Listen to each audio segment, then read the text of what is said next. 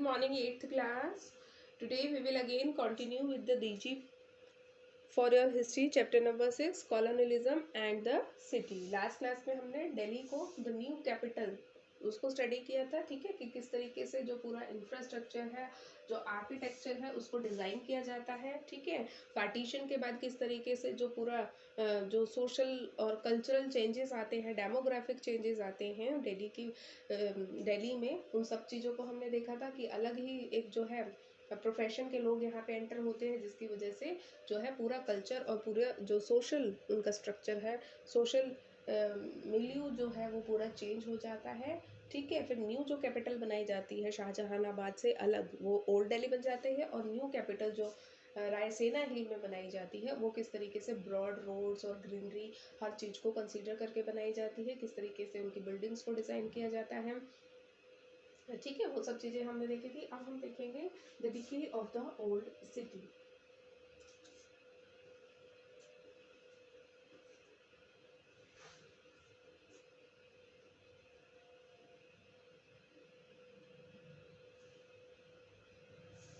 In 1911, the British government formally announced its decision to make Delhi the capital of British India.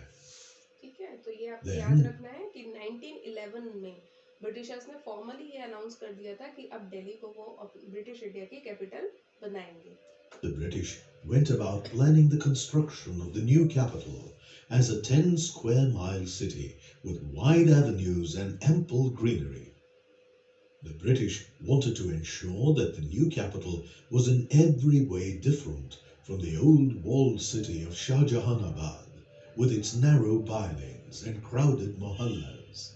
So, in the wake of all these changes, what happened to the old city of Shahjahanabad?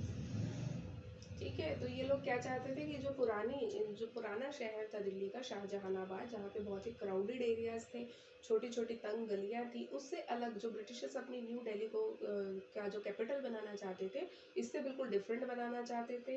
वो सब चीज़ें तो हमने last जो class में study कर ली थी कि न्यू दिल्ली का पूरा इंफ्रास्ट्रक्चर किस तरीके से डिज़ाइन किया गया, जो है वाटर सप्लाई और सैनिटेशन का प्रॉपर ध्यान रखा गया, ग्रीनरी का ध्यान रखा गया, रोड्स जो है ब्रॉड बनाए गए। लेकिन जो पुरानी सिटी थी शाहजहानाबाद की, उसके साथ क्या हुआ उसको हम पहले देखते हैं।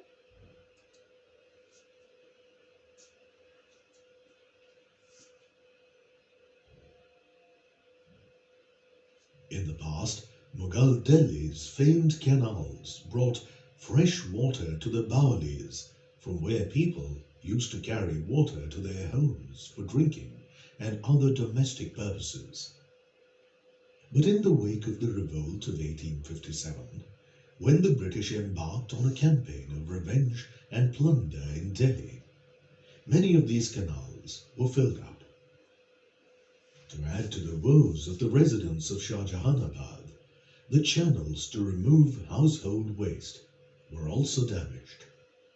क्या क्या हुआ, जो कैनाल्स थी जिनसे वाटर सप्लाई होती थी शाहजहानाबाद में, जो नहरें थी, उन सबको भर दिया गया, यानी कि बंद कर दिया गया।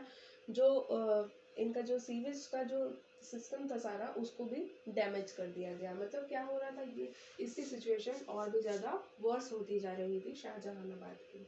At the end of the 19th century, the Shahjahani drains were closed, and a new system of open surface drains was introduced. Shahjahani drains जो ढकी हुई होती थी, जो नाली की जो ड्रेन्स होती थी, ढकी हुई होती थी, इनकी जगह पे क्या बना दिया गया, ओपन सरफेस ड्रेन, खुली हुई ड्रेन्स जो है बना दी गई।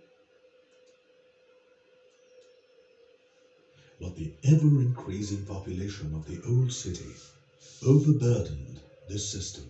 सिस्टम क्या मतलब, ये जो पूरा वाटर सप्लाई थी वो कम पड़ रही थी, ये जो ड्रेनेज का सिस्टम था ये कम पड़ रहा था। क्यों कम पड़ रहा था? क्योंकि जो पॉपुलेशन थी वो लगातार जो है बढ़ती जा रही थी, जिससे जो भी फैसिलिटीज़ थी, चाहे वो ड्रिंकिंग वाटर की हो, सैनिटेशन की हो, ड्रेनेज की हो, वो सब फैसिलिटीज़ कम पड़ती जा रही थी, ठीक है। कि फैसिलिटीज़ इतनी नहीं थी जितनी तेज़ी से पॉपुलेशन बढ़ रही थी, ठीक है। तो उससे क्या हो रहा था, शॉर्टेजेस हो रही थी हर चीज़ की, हर फैसिलिटी की। The stench from the overflowing drains was a source of concern for the inhabitants of Delhi. But why was the population of Delhi increasing? It was because Delhi was growing in importance as a commercial center with ample job opportunities. देखो क्यों यहाँ की population क्यों लगातार बढ़ती जा रही थी, क्योंकि एक इम्पॉर्टेंट बिजनेस सिटी थी। यहाँ पे लोग जो है काम की तलाश में आते थे, क्योंकि यहाँ पे रोजगार के एम्प्लॉयमेंट की जो अपॉर्चुनिटीज थी वो बहुत ज़्यादा थी, इसलिए लोग काम की तलाश में यहाँ पे लगातार आते जा रहे थे, जिसकी वजह से यहाँ की पॉपुलेशन जो है वो रैपिडली इंक्रीज हो रही थी। Consequently, people from all over India were migrating to Delhi. So Delhi was fast becoming a crowded, overpopulated city without adequate drainage or water facilities. ठीक है, देश के हर जगह से लोग जो है दिल्ली में शिफ्ट हो रहे थे, जिसकी वजह से ओवर क्राउडेड होती जा रही थी दिल्ली, और जो वाटर सप्लाई थी वो कम पड़ रही थी, और जो ड्रेनेज या वाटर फैसिलिटीज है वो सब एडुकेट नहीं रही थी। We are force to live in a crowded over populated city without adequate drainage और वाटर फैसिलिटीज। ये क्या कह रहे हैं कि हम लोग जो है मजबूर हैं कि हम एक भीड़ भाड़ वाले इलाके में, जो कि ओवर पॉपुलेटेड है, ठीक है, ऐसी सिटी में रहने के लिए जहाँ पे एडिक्वेट ड्रेनेज भी नहीं है और जो पानी है उसकी फैसिलिटीज भी प्रॉपर नहीं है, ठीक है। Despite all these problems, the Delhi Municipal Committee, set up by the British, was unwilling to improve the existing drainage system. ठीक है, ये जो दिल्ली की जो म्यूनिसिपल कमेटी थी, ब्रिटिशर्स की जो कमेटी थी यहाँ पे, ये लोग अनविलिंग थे, यानी कि बिल्कुल भी इनकी इच्छा नहीं थी कि ये लोग जो है ये इन सारी जो प्रॉब्लम्स हैं उनको उनका सॉल्यूशन कर सके, ठीक है। Why should we bother about improving the existing drainage system और waste money on a new one, ठीक है। तो ये क्या इनकी क्या सोच थी कि हम लोग जो है हम क्यों बॉदर हुए, हम लोग क्यों परेशान हुए, जो भी इनका जो ड्रेनेज सिस्टम है उसको इम्प्रूव करने के लिए हम अपने पैसों को क्यों खर्च करें एक नया ड्रेनेज सिस्टम बनाने के लिए। ये लोग पूरी तरीके से अनविलिंग थे, इनकी कोई इच्छा नहीं थी कि ये पुरानी दिल्ली के किसी भी फैसिलिटी के ऊपर पैसे खर्च करें या उसको जो है इम्प्रूव करें, or invest in a new one. Now, compare this situation with that in the new capital, where the British were spending millions of rupees on drainage systems. How do you think the inhabitants of the old walled city of Delhi must have felt about this?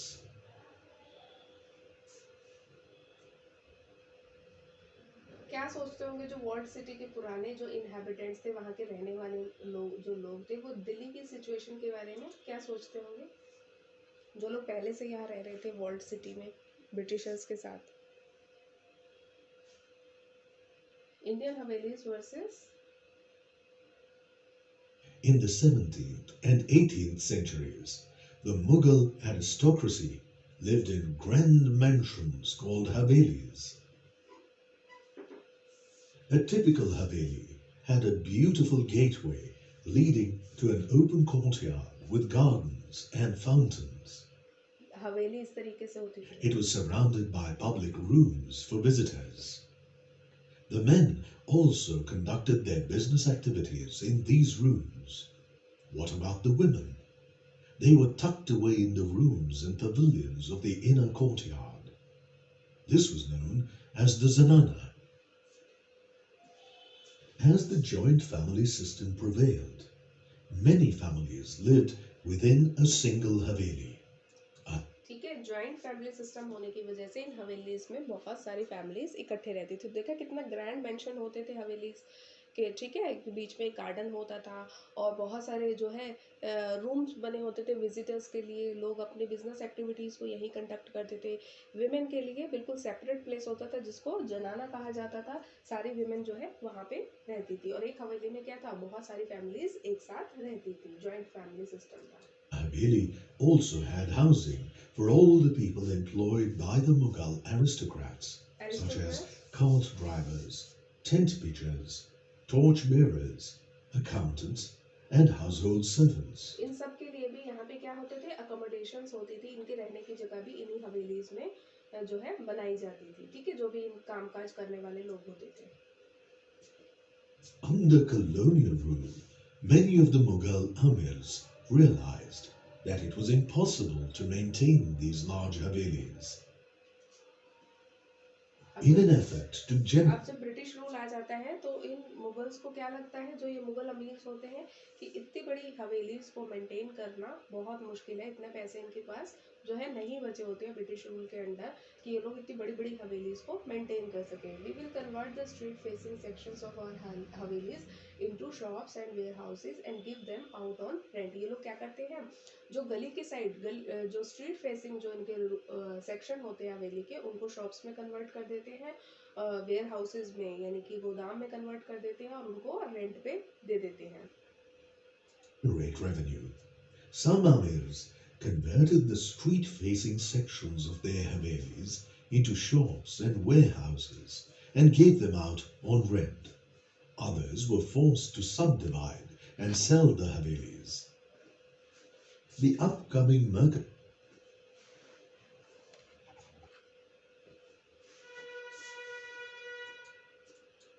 class took over some of the havelis while others fell into a state of decay. In the meanwhile, what kind of houses did the British live in inside the new capital? अब हमने जो है Mughal aristocrats जो थे उनके घर तो देख लिए, हवेलीज थी बड़ी बड़ी, ठीक है, उसमें किस तरीके से वो लोग रहा करते थे. और जब ब्रिटिश रूल आता है तो किस तरीके से फिर वो जो है उनके लिए मुश्किल हो जाता है इन हवेलीज को मेंटेन करना. लेकिन एट द सेम टाइम ये जो ब्रिटिशर्स थे ये किस तरीके से रहते थे न्यू कैपिटल में. ये तो हमने शाहजहानाबाद की बात करी थी जहाँ पे जो मुगल अमीर्स रहते थे, एरिस्टोक्रेट्स रहते थे, लेकिन जो नई कैपिटल बनाई थी ब्रिटिशर्स ने, वहाँ के घर किस तरीके के थे उनको देखते हैं. They lived in colonial bungalows, यहाँ पे which were बंगले quite बनाए different इन्होंने. from the havelis. Take a look at this image of a colonial bungalow. You will notice that the architectural style was typically European. European style का Most of these architecture था. bungalows were sprawling, single-storied structures nestled in 1 or 2 acres of open ground. क्या थे देखो, havelis क्या थी, 2 या 3 story havelis बनाई जाती थी. लेकिन जो ये बंगले थे ये क्या थे, सिंगल स्टोरी बंगले थे, ठीक है. 1 और 2 एकड़ ऑफ ओपन ग्राउंड ये लोग जो है इस इतने एरिया में इसको बनाया करते थे. एक सिंगल एक ही मंजिल का ये घर जो बंगला था वो बनाया जाता था, आगे इस तरीके का ओपन ग्राउंड छोड़ा जाता था.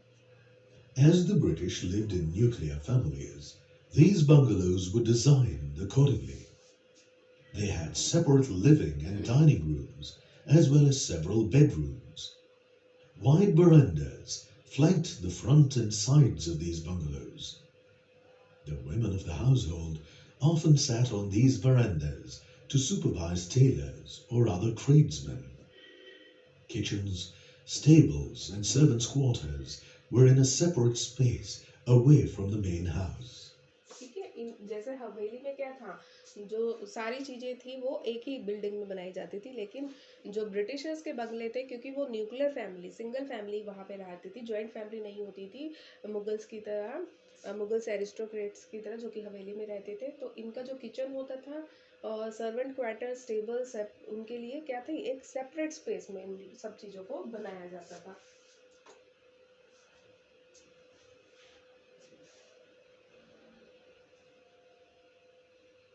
Improvement of walled city. So while the British were living in a state of comparative luxury in the clean, open spaces of the new capital, the conditions inside the old walled city further deteriorated. Deteriorated मतलब जो Britishers थे उनकी lifestyle तो कैसी थी वो हमने देखी, खुले ओपन स्पेसेस पे रहते थे, ग्रीनरी थी उनके आसपास, ठीक है, साफ सुथरा एनवायरनमेंट था उनका. लेकिन जो ओल्ड सिटी थी ये और भी ज़्यादा डिटोरियरेट हो रही थी, यानी कि इसकी जो कंडीशन थी वो और भी ज़्यादा बदतर होती जा रही थी, ठीक है, क्योंकि रैपिडली जो है पॉपुलेशन इंक्रीज कर रही थी इसकी. लेकिन जो म्यूनिसिपल कमेटी थी इनकी वो बिल्कुल भी विलिंग नहीं थी यहाँ पे पैसा स्पेंड करने के लिए या जो ये इनकी फैसिलिटीज़ है इनकी इम्प्रूवमेंट के लिए. तो यहाँ की जो सिचुएशन थी वो और ज़्यादा डिटोरियरेट हो रही थी.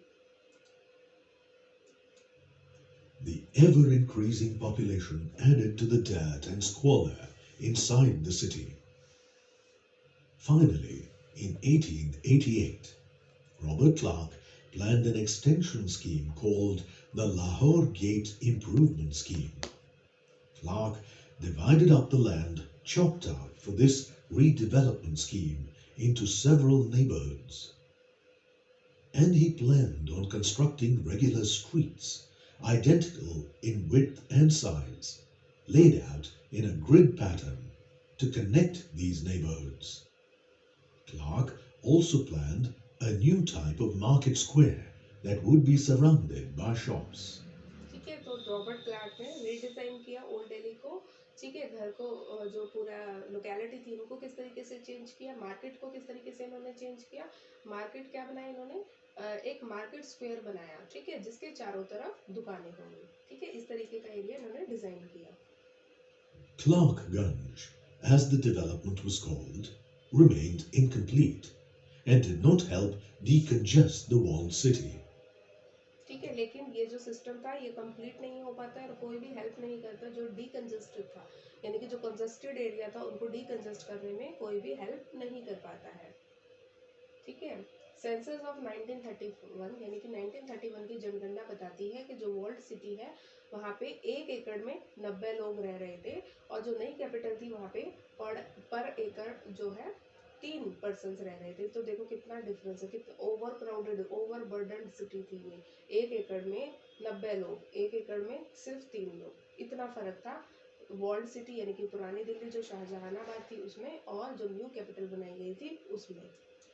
Indeed, a census of 1931 revealed that the walled city was horribly overcrowded, with as many as 90 persons per acre. And what about the new capital? It had as few as 3 persons per acre. Given this situation, it is hardly surprising that the Delhi Improvement Trust was set up in 1936 to improve the walled city. Areas like Daryaganj South were developed for wealthy Indians. It had houses grouped around parks. Daryaganj को जो है अमीर लोगों के लिए बनाया जाता है, जहाँ पे पार्क्स बनाए जाते हैं, उसके चारों तरफ घर बनाए जाते हैं। In the houses, space was divided so that different members of the same family had their own private spaces within the home. ठीक है, घरों को इस तरीके से डिजाइन किया जाता है कि सबके जो फैमिली ऑफ मेंबर्स हैं, अलग अलग जो मेंबर्स हैं फैमिली में, उनके पास अपने अपने प्राइवेट स्पेस हो। तो अलग अलग बेडरूम्स बनाए जाते हैं, डाइनिंग रूम अलग बनाया जाता है, लिविंग रूम अलग बनाया जाता है, इस तरीके से डिजाइन किया जाता है। ठीक है, तो ये सारा Here's a डिफरेंस था। chance to recall the main points covered in this session. Problems क्या क्या थी ओल्ड सिटी की, ये सब प्रॉब्लम्स थी। पॉपुलेशन बढ़ रही थी लगातार, जो कैनाल्स थी उनको जो कि पानी की सप्लाई करती थी उनको फिल्ड अप कर दिया गया, भर दिया गया, जिससे वो कैनाल्स बंद हो गई। जो शाहजहानी ड्रेन्स था उसको बंद कर दिया गया और ओपन सरफेस ड्रेन को जो है इंट्रोड्यूस किया गया। दिल्ली क्या बन रही थी, एक क्राउडेड भीड़ भाड़ वाला इलाका, ओवर पॉपुलेटेड हो रही थी, जिसके पास ना तो कोई ड्रेनेज की जो है प्रॉपर फैसिलिटी थी, ना ही वाटर फैसिलिटीज थी। दिल्ली म्यूनसिपल कमेटी क्या थी, अनविलिंग थी, अनिच्छुक थी किस चीज़ के लिए कि वहाँ का जो ड्रेनेज सिस्टम है उसको इम्प्रूव किया जाए। Rising discontent among the inhabitants of the world city, ये सब प्रॉब्लम थी। Indian havelis versus colonial bungalow. Havelis में क्या क्या होता था, बहुत सारे जो है अमीर जो एरिस्टोक्रेट्स होते थे इनके, वो लोग रहते थे इन हवेली में। जॉइंट फैमिली का सिस्टम था। Housing for employees of the Mughal aristocrat, जो भी इनके एम्प्लॉयज होते थे उनके लिए भी घर इसी हवेली में बनाया जाता था। इफेक्ट्स क्या थे कॉलोनियल रूल के इन हवेली पे, जो क्योंकि ये लोग मेंटेन नहीं रख पा रहे थे इन हवेलीज को, तो क्या करा था, जो स्ट्रीट फेसिंग सेक्शन था इनकी हवेली का उसको इन्होंने कन्वर्ट कर दिया शॉप्स और वेयर हाउसेज में और उनको रेंट पे दे दिया। हवेलीज को क्या किया गया, छोटे छोटे पार्ट्स में डिवाइड किया गया और उनको बेच दिया गया। सम हवेलीज जो है मर्केंटाइल यानी कि जो बिजनेस क्लास थी उन्होंने टेक ओवर कर लिए। कॉलोनियल बंगले कैसे होते थे, यूरोपियन आर्किटेक्चरल स्टाइल था इनका और ब्रिटिशर्स इसमें रहते थे। न्यूक्लियर फैमिली सिस्टम था और सेपरेट इसमें लिविंग रूम, डाइनिंग रूम और सेवरल बेडरूम्स इसमें हुआ करते थे। Improvement, Robert Clark plan the Lahore gate improvement scheme, ये स्कीम लेके आए Robert Clark. It remain incomplete, पूरी जो है ये नहीं हो पाई scheme. Delhi improvement trust setup होता है 1936 में। Daryaganj south developed for the उसको डेवलप किया जाता है किसके लिए, आपके जो वेल्दी इंडियंस होते हैं उनके लिए उसको डेवलप किया जाता है। ठीक है, तो यहाँ पे आपका जो है ये चैप्टर कंप्लीट होता है। आप अच्छे से रीड आउट करके आएंगे, चैप्टर को पढ़ के आएंगे। चैप्टर भी हमने रीड आउट कर लिया है, डीजी के थ्रू भी उसको समझ लिया है। अब आपको बहुत अच्छे से दिल्ली की हिस्ट्री का पता है। ठीक है, प्रैक्टिकली भी आप देख सकते हैं जब आप दिल्ली जाएंगे तो किस तरीके से जो पूरा आर्किटेक्चर है वो उसमें आज भी इन्फ्लुएंस है मुगल्स की भी और ब्रिटिशर्स की भी। ठीक है, नई दिल्ली और पुरानी दिल्ली में क्या क्या डिफरेंस है वो भी सब हमने स्टडी कर लिया। यहाँ आपका चैप्टर कंप्लीट होता है।